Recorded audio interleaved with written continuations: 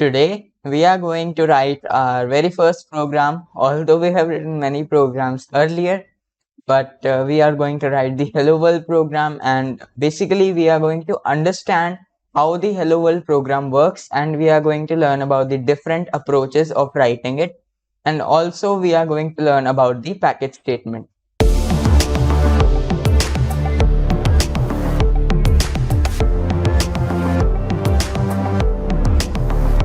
Hello everyone, this is Meedhansh and welcome back to the Java series. So, without any further delays, let's dive right into our topic. Okay, so we are on our screen and we will be learning about the different approaches of the Hello World program. So first of all, let us start with the traditional approach of writing the Hello World program. We will break down each and every word which we are writing in our code. So we are writing the public class, let's say hello world, since it is our so-called first program, although we have written many programs. So hello world, and inside this, the public static void main, we have an array of string, which is string args. Then we have the system.out.println and hello world. That's it. Let us just save this with the same name. Now we are going to start again with the basics for each and everything. First off, whenever we are writing a code in Java, the main class is basically the class which contains the main method. So that class must have the same name as of the name of the file. So we have the same name of the file, which is hello world.java, H capital, W capital. And the main class, I'm referring to the class which includes the main method. So that main class must be known as the public. Public is the access specifier which we have already learned about. So we will save it and done. It is saved successfully. Now, public is the access specifier. And why are we giving the main class as the public? We are specifying it as public because the CMD or the command prompt is kept in the C drive and in some folders inside, and we don't know the path to the CMD properly. So that is why, since it is outside, it is even outside the particular directory or the disk.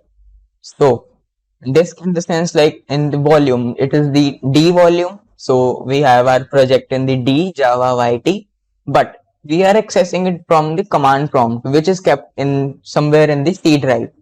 So since we are trying to access it outside the directory and it is not the subclass, so that's why we are using the public specifier so that it can be accessed from anywhere. And this shows that the public classes can be accessed from literally anywhere on the whole laptop or the PC. So we have the public class, hello world. Class is the keyword to define the class, any class. Naming convention, H capital, W capital. If two words, then both the words have the first letter capital. Now, moving on to the method or function. I'm just recapping a bit. So, we have the two names, methods or functions. Now, inside, we have the main method, public static void main. We have an array, which is also an ADT. So string, the square brackets and args. We can change the name to A, to AG, anything, but it's the common one. So we will write the args, arguments basically. And inside we have the statement system.out.println. Okay, we have the print, there was a typo. Yes. So system.out.println hello world. Inside the double quote, anything we want to print. System is our laptop, out means giving the output, and println is referring to the printing and then the moving the cursor to the next line. If we don't have the ln over here and then we try to print something after this, like if we put the system.out.println again, so in that case it will come with the hello world only, it will be combined. So that's why we need it to be in the next line. We need a line break. If we are talking in the HTML language, so it is somewhat like a break tag, BR. Okay. This is our first approach of hello world. Let us just compile and run it. So first let us run it, then we will discuss about the main method as well. So we have the compiler java c hello world dot java, then java hello world, and boom, we got the hello world. So congrats, we wrote our so-called first program. Alright, so here now we should discuss the public static void main. Public, again the specifier, so it must be public. The main method must be public because it's being accessed from outside. Static, as we discussed, that static means the global. And I also told you about one statement processing, like when we are writing this, let's say Java hello world, like after compiling it. So basically in the directory, we have the class file which is hello world dot class. And now since we are writing this and we are not writing dot any extension, we are not writing anything over here, we are just writing hello world. So this statement is being processed and converted into hello world dot main and bracket semicolon. So now dot main, how is it working? As I told in the lecture for the static, non-static and local, so the static members are those members which can be accessed directly with the name of the class. So the name of the class is hello world and the static member is main. So we are trying to access hello world.main, and since this statement will work and we will get our output, or we have gotten our output, which is hello world. Alright, so this is how this works. I have already explained everything, what is public, what is static, what is void. Void is the return type. Every method has its own return type. Since main is not returning anything to anyone else because it is the starting point of a program. If there was some else starter and we were calling the main method from there, then it could have returned something. But in this case, it is the starting point. It is not returning anything. It is not being called by anyone. So that is why we just have the void, because it cannot return anything. If we remove the void, it will not work because it is not a constructor. Then we have an array inside it, which is string brackets args. We will discuss why is it important in the next lecture for the command line arguments. So we will get the input as this array in that case, and for the command line arguments, we will know about the decision making, control structures, etc. Now, this was the first approach, which is known as the using the main method. So this is the first approach, or we could say the traditional approach with which all of us work. Now, the second approach is to print hello world using a static method. You might be thinking that main is already a static method, but no, we will create another method in the hello world class itself, which is public static void, keep it as show. Okay, and or maybe show message, that's better. And inside this we have the hello world. Now what we can do is we can simply call this method show message and brackets done. Since it is in the same class and it is a static method, so it can directly be called, but if it was non-static, then it couldn't be called. Why? Because we are in the static zone, and remember, static zone cannot access the non-static members. So for now, we don't need to write hello world dot, because we don't require it. So because we are already in that particular class, I'm just trying to mark it using this. So this is the statement. Let us try executing this one. Save, going to the CMD, recompiling it. Now Java hello world. Again we got the same output, and our approach 2 is done. So this is how the second approach is working. Basically, this approach is the, let me just put a comment. It is the second approach, which is known as using the static method. And it was in the same class, so we didn't even require the name of the class. If it was a different class, then we would have required the name of the class, then dot, and then the name of the function. Now, moving on to the third approach. Basically, the third approach is known as the calling instance method using reference variable. What is instance method? Instance method is the non-static method. So let us just remove the static keyword. Now we have simply this public void show message. And as the approach name says, it is the third approach, not third one, it is third. And it is the using instance method.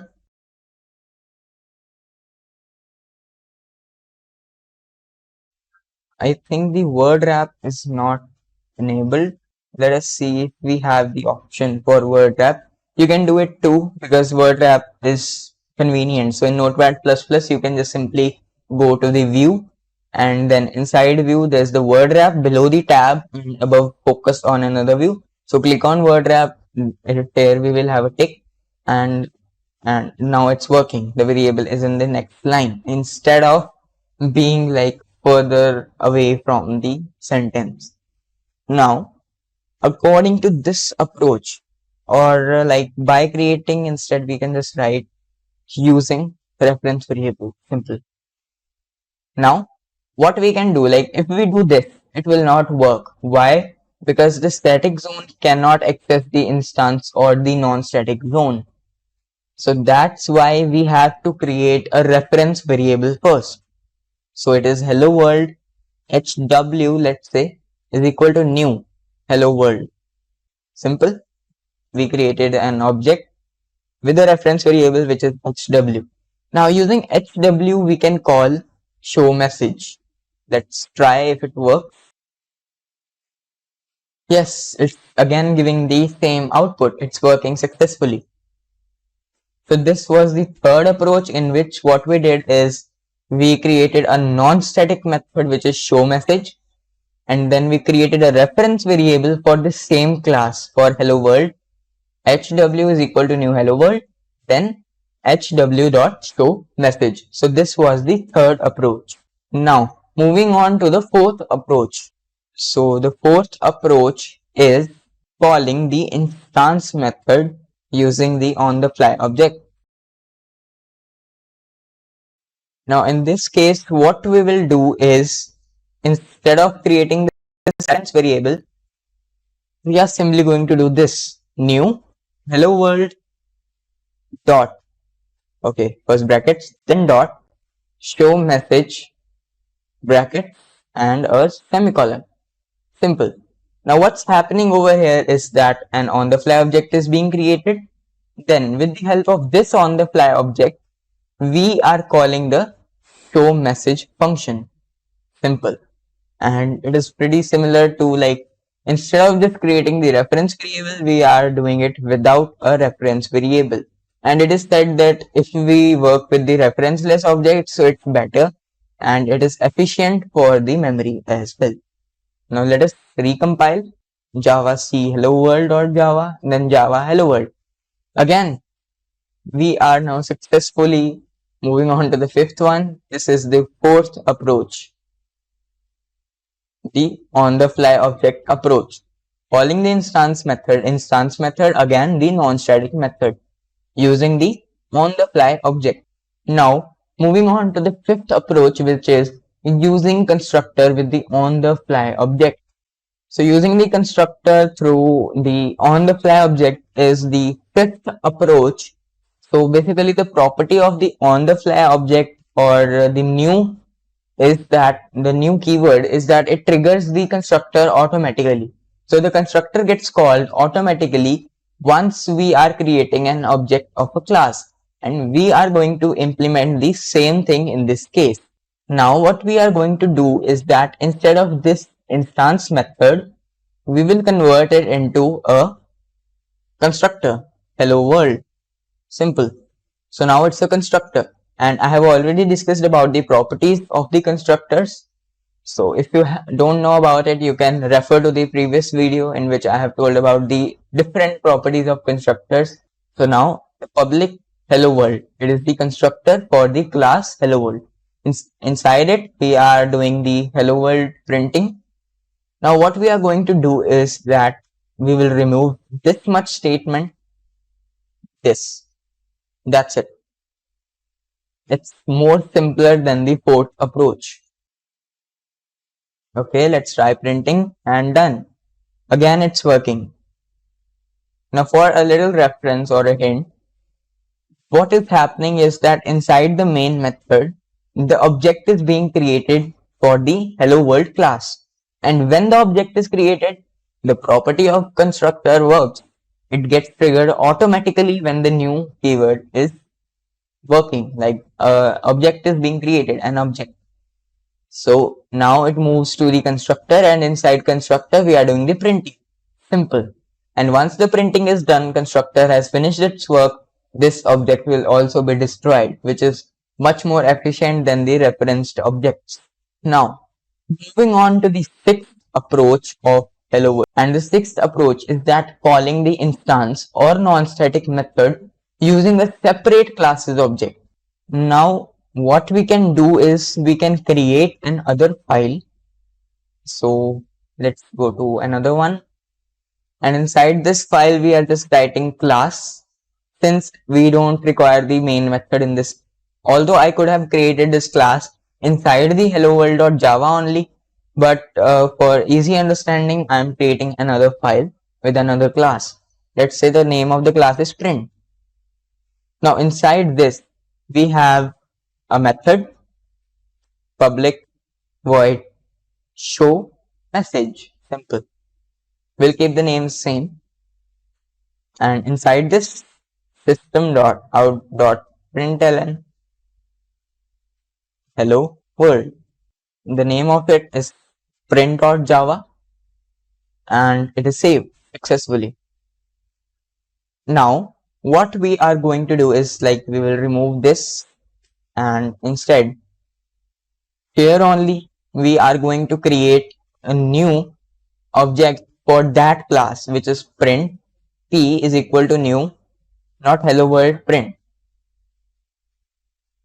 Okay, and now p dot show message brackets semicolon save. Now let's run this, and I'll explain how is it working. Now what is happening here is that we are making another classes object, print is equal to new print. So we have the object of this class. Now inside this class we have an instance method, which is the show message, and we have this p dot show message. Simple. And we are printing it. Now we have three more approaches if we work with the other class, but they are same as the previous ones. Like for example, if we make this static, public static void show message. Now in this case, what we can do is, instead of doing all this, we can just simply write print dot show message. This is the seventh approach. Hello world. So this is the seventh approach for it. But it is the same thing as we did for the class methods, or we can say the static method. So this is the same thing we did for the static method, that it can be called directly by the name of the class. So it was the second approach in which we just simply wrote the show message. Now there can be another approach, which is like if I just simply write here new print, and here what I do is public, and here I write print. So this is another approach. So this is over here, I just collapsed it. So let us run it again. But before that, we forgot something very important.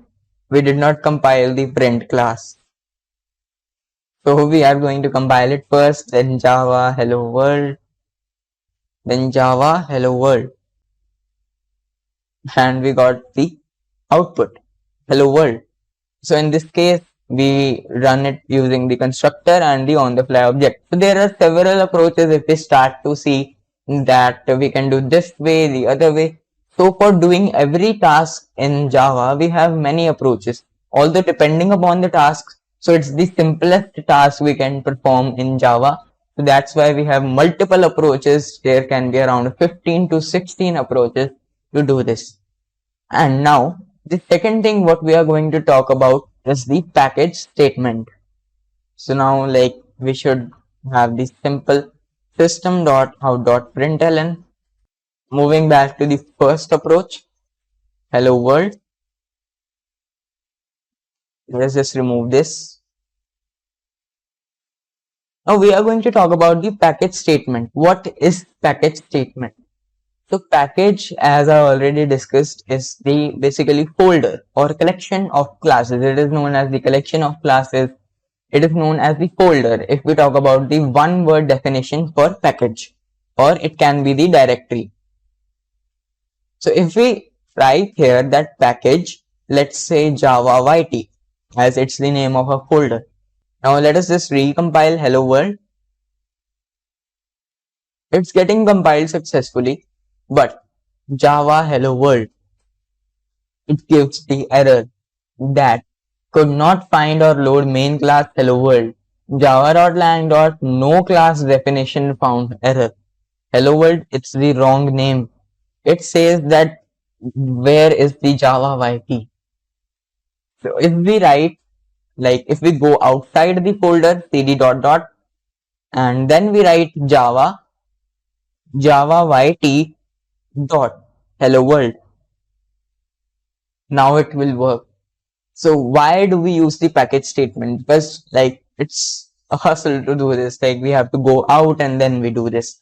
So the reason why we use package statement is to organize our classes, to organize the classes into different things. Like if we are creating a calculator project, so in that if we want the basic arithmetic operators to be in one class, like the sum, subtraction, the division, multiplication, modulus, they all are in the one package, which is the simple. Name of the package is simple. And then we have some other functions which we are performing. Let's say if we are like something race, if we are talking about square of a number or cube root, square root of a number, so we can keep them in some other section, in other package. So just to organize all our classes, we compile and run them this way. So basically, if we want to compile and run them properly according to this rule of package, then we have to write this Java C Java YT / hello world dot Java. Now this is the proper way to compile a file which has a package statement in it. And now to run this, we have the Java YT dot hello world. And it's somewhat a proper class, like we had the error java.lang.no class definition found error. So the same way we have a package Java YT and inside we have a class hello world. In this Java, then there's a lang package and inside it there's a class, no class def found error. So it's a class. The same way we have our own class which is the hello world. So this is the reason why package statement is used, and this is how we compile it. So we can use it on all our projects if we are doing the proper project based work, if we are doing the industrial work. So in that case we use package statement extensively, although we will not be using much in our series because it's a little bit much difficult, and if we want to like combine them into some packages, then we will be doing it in the case of when we are creating some project. So let us just summarize what we learned today. So today we learned 7 to 8 different approaches of the Hello World program. We wrote the first program which is known as the Hello World, and we tried many approaches, and there are several more approaches for the Hello World programs. And then we got to know about the package statement, how it works and why is it important.